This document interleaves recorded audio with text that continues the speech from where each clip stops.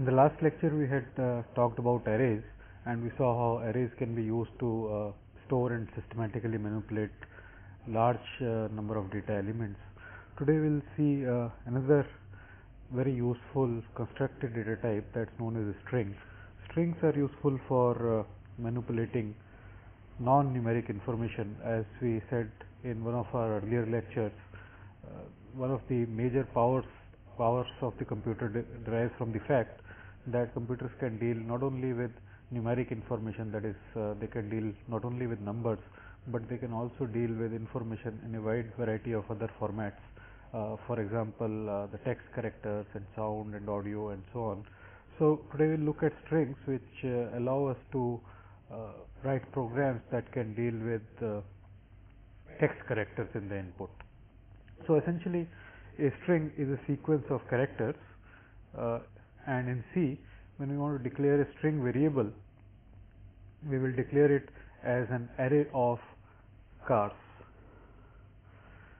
And the special property of the string as an array of cars is that it ends with a null character. That is, after the number of characters that we want to store in the array, the next character that is stored is a null character which has ASCII code 0 and is also represented in the programs with this notation, which is within quotes \0. And constant strings are represented as a sequence of characters enclosed in the double quotes characters. So as I said, string variables would be declared as array of characters. The size for the array that we need to declare should be at least one more than the maximum expected length of the string, and that one more is required because the string will store not just the characters that you want to store in the string, but also the terminating null character, and therefore its length must be at least one more than the length of the maximum string that we expect to store in that array. So here are a couple of examples of declarations of strings. So the variable my name is a string with size 20, and so as you can see, it is declared as an array of car of size 20. So this means that I can use this variable to store any string which has at most 19 characters followed by one null character. And of course these variables can be manipulated just like other arrays can be, but we'll see that there are some special library functions and special notations for manipulating strings as a whole. Similarly, here is another string variable declared address which has the size 100. That means that it can have strings of length up to 99. Strings can be initialized just like arrays can be initialized, as we saw in the last class. One way of initializing a string variable is to initialize it using the notation that we use for initializing arrays. That is, we enclose the characters in the string within curly braces. So in this example, what is being done is that this variable my name is being initialized to a string which is my name Deepak Gupta. So I have created an array in this notation comprising of characters from my name, and the last character is the null character. Note that even though I have given the length of the array as 20, but the number of characters that will be specified here is actually much less. The size of my name, including the blank space, is just 12 characters, and including the null character, that's 13 characters. So I have initialized only the first 13 elements of this array. The remaining 7 elements are left uninitialized. And here is another way of doing this. This is special to strings. This cannot be done with other kinds of arrays. I could have initialized this to the string Deepak Gupta by putting the string simply like this within double quotes, and this has the same effect as the earlier initialization. Another thing is that in both these kinds of declarations, I can leave out the array size, and the compiler will automatically compute what should be the correct size. In fact, that's a general rule for initializing arrays in general. For example, if I declare an array as the following.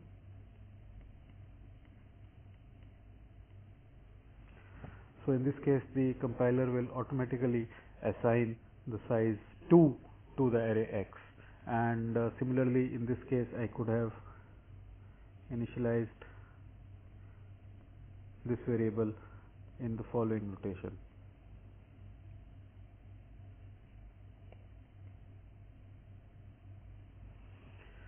Without giving any size of the array over here, and the compiler would automatically compute that there are 12 characters in the string plus 1 character is needed for the null character, and so the array created would have size 13 characters.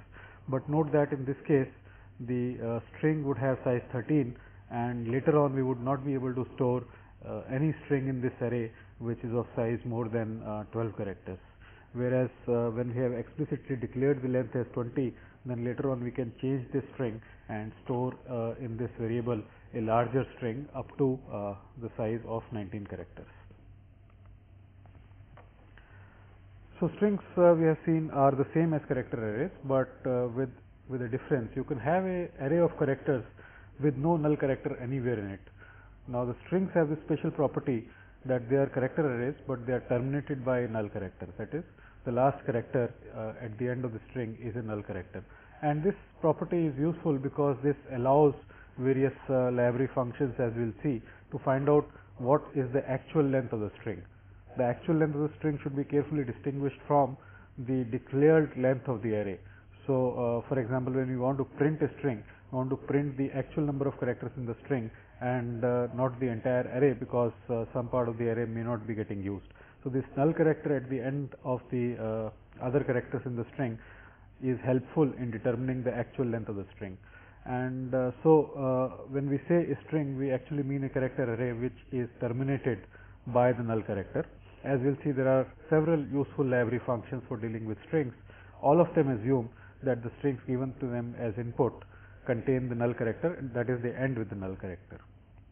Okay, so let's start seeing some of these useful library functions for dealing with strings. Here is the first function, which is the familiar scanf, and we have seen how scanf can be used to read integers and floating point numbers and so on and so forth. Scanf, as a matter of fact, can also be used to read strings, and all we have to do to read strings using scanf is to use the %s specifier instead of the %d specifier as for an integer, or %f for a float, and so on and so forth.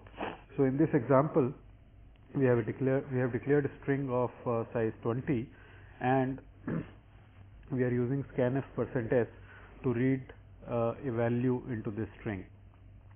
So first of all, note that there is no ampersand before the variable name my name in the scanf call. This is different from the notation used for reading integers and so on. The reason for this will become clear later on, but the only thing you have to remember right now is that when you are reading strings, you do not put the ampersand there in the call to scanf. So exactly what this scanf call will do is that it will read characters from the input till a white space character is seen. Recall that white space characters are the blank character, the tab, and the new line characters, and so on. And whatever characters have been read till the first white space character was seen, they will be assigned to this string variable. And of course, the scanf will also put a terminating null character after these characters in the string. Now, one question that you might ask is that what happens in this example if the word that is typed by the user has more than 19 characters in it? Well, in that case, the string given will not fit in the string variable my name, but the compiler will not be able to detect this happening at compile time or at runtime, and therefore it is really the programmer's responsibility to ensure that this never happens and the string variable is large enough to hold the largest expected input that the user might give, because if the string is not large enough, then the results are really unpredictable. So as we just saw, scanf with the format specifier %s can be used to read a word from the input. If you want to read an entire line from the input, we can use the getS function instead, and using the getS function is considerably simple. simpler than using scanf. All we need to do is to pass the string variable name as the argument to the getIs function. So this function will read an entire line of input and assign it to the string variable s, and as usual it will put the null character at the end, and once again the variable s must have enough space to hold the given input, otherwise the results are likely to be unpredictable. Printing strings can again be done with the familiar function printf with the same format specifier %s that we used for scanf. So printf %s some string variable name will print that string on the output. We'll see an example of this in the example program that we take up today. Alternatively, puts can be used with the string variable as an argument. So here are a couple of examples. One of printing the same variable printf on the screen. One using printf function and the other using the puts function. So with the printf function we have used the format specifier %s, and the corresponding argument is the name of the string variable, and for puts the only argument is the string variable. So these functions, it's important to realize, print the string till the null character is seen in the string. So that is how they determine how much data to be how many characters are there to be printed. If suppose the character array that is passed as argument to these functions does not contain any null character, then again the results are going to be unpredictable, and that should never be attempted. Okay, let's now look at some functions which are useful for manipulating strings. There are no built-in operators in C for dealing with strings. For example, for integers we have the plus, minus, and comparison operators, and even assignment. So all those kinds of operators are not there for strings. Fortunately, there are a number of useful library functions that can be used for performing all these common operations on string, and we'll look at some of these string functions.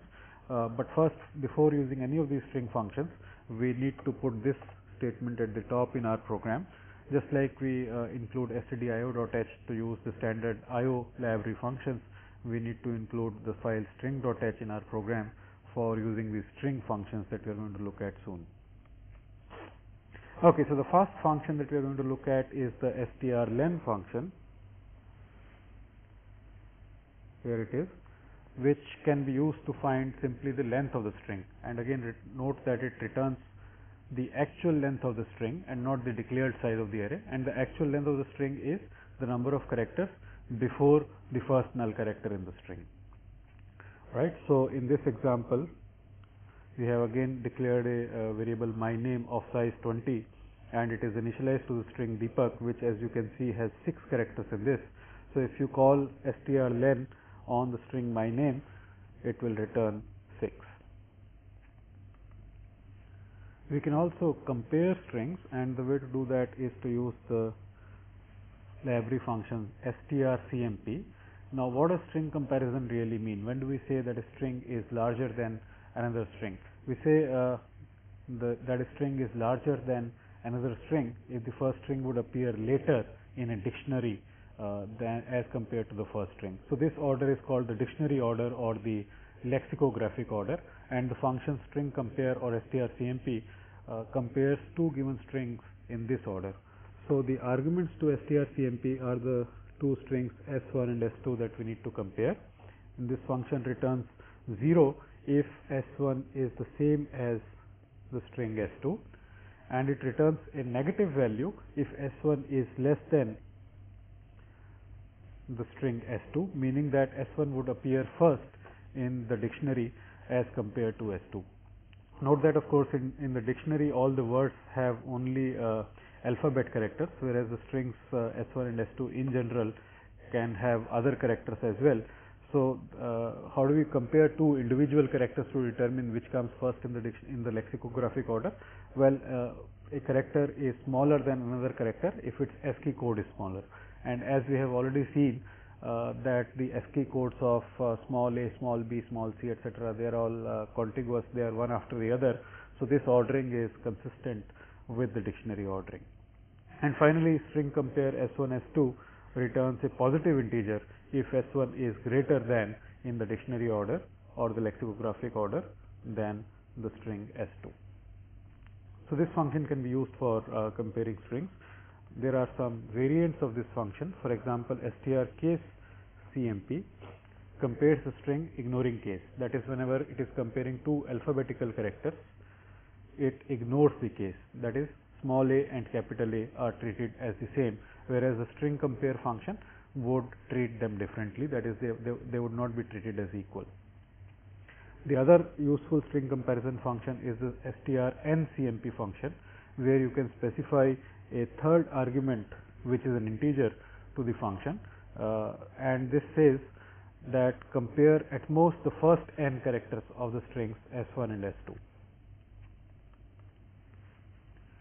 Okay, so here is a function which can be used to concatenate a string to another string. The function name is strcat. The arguments are two strings s1 and s2, and the result of calling this function strcat is that the string s2 would be appended at the end of the string s1. That is, the string s1 would change, and at the end of it the string s2 would be appended. And naturally, for this operation there must be enough extra space in s1 to hold the concatenated string, otherwise again the results will be unpredictable. Here is a simple example. So we have the variable x of size 20 containing the string just abc, which is of size length 3 of course, and here is another string variable y of size 10 which has a string def. Now if you perform the operation strcat x comma y, then it will place the contents of the string y, which is the string def, at the end of the string contained in x, which is abc. So at the end of this operation, the final value of x will be the string abcdef.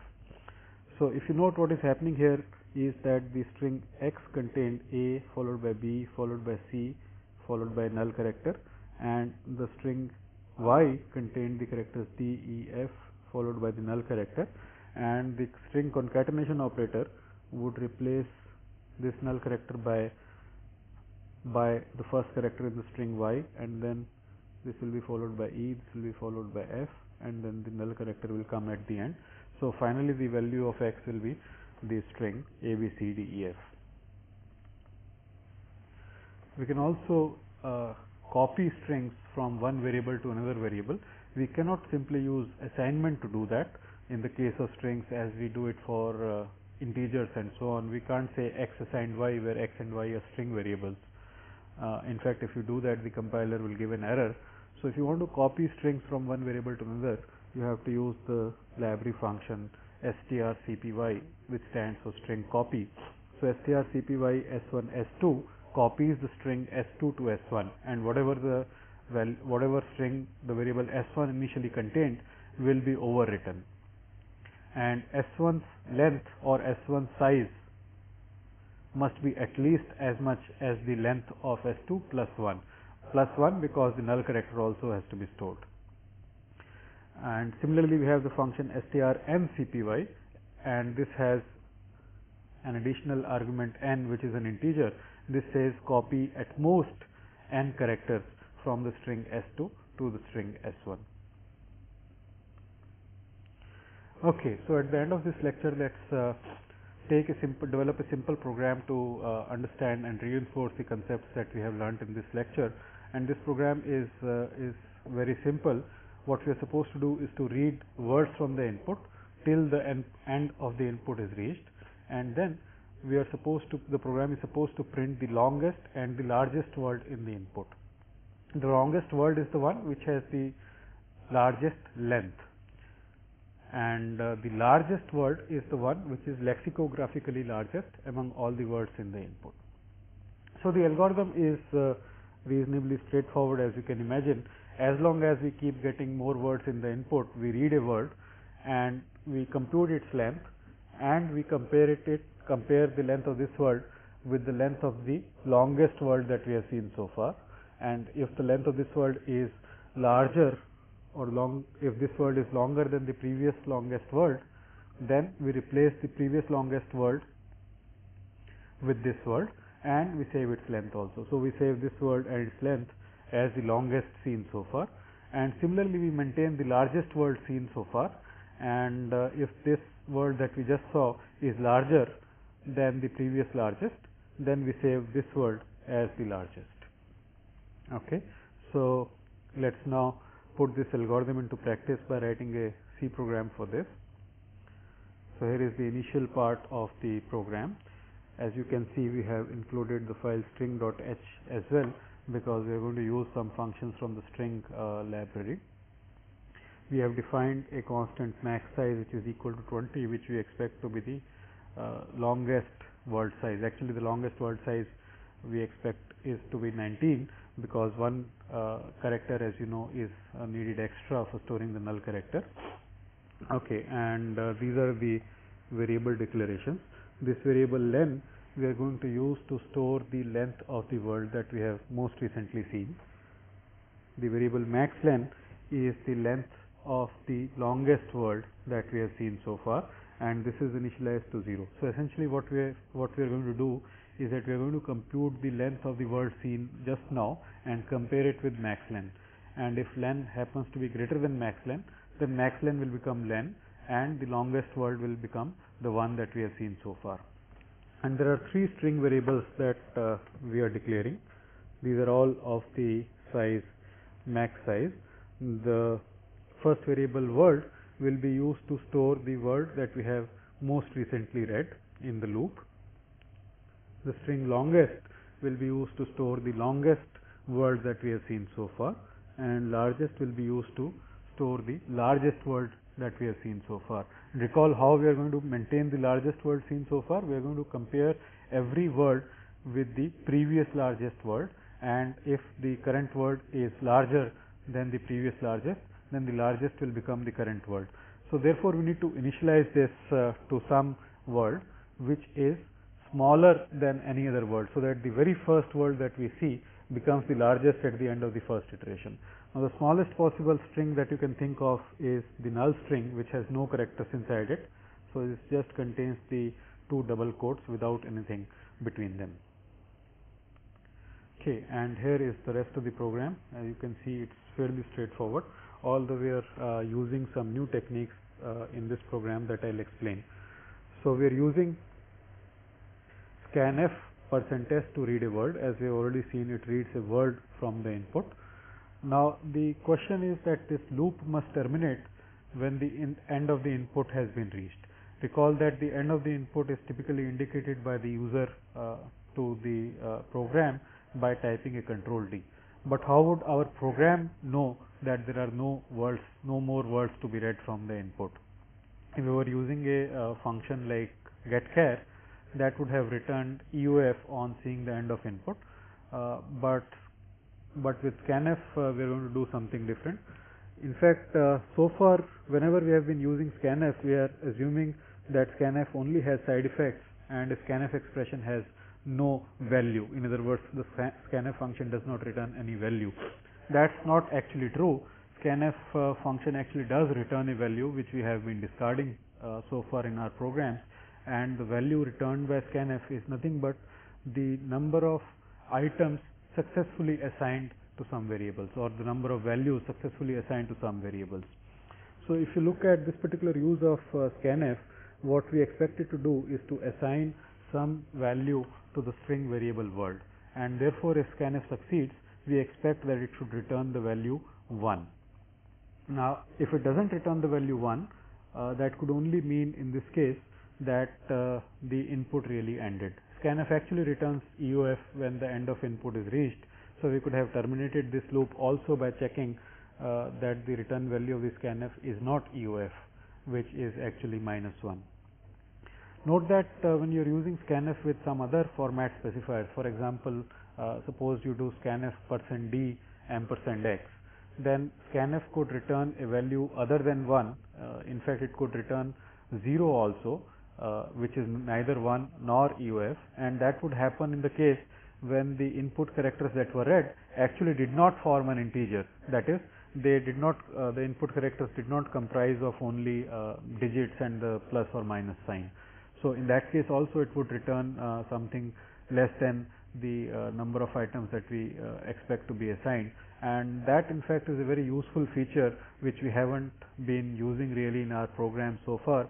Whenever we so far in our programs read an integer using scanf, we assumed that some integer was always read. But that's not actually true. Suppose instead of typing some integer, the user types some arbitrary characters like x, y, z. What happens in that case? What is the integer value that is assigned to the variable? In fact, no value is assigned by scanf in that case, and the scanf just indicates that the input was not appropriate for the format conversion specifier by returning a value by returning a value which could be less than the number of extra arguments to scanf. And that is something that we should actually make a habit of checking, that when we read an input integer from the input, we actually successfully do read it.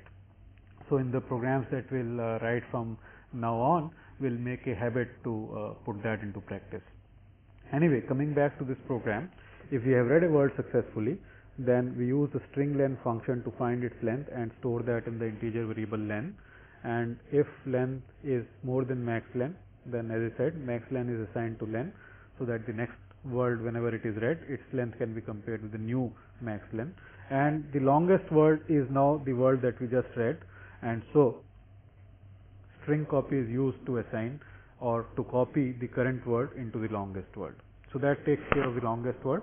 And we also have to compare the current word with the largest word so far.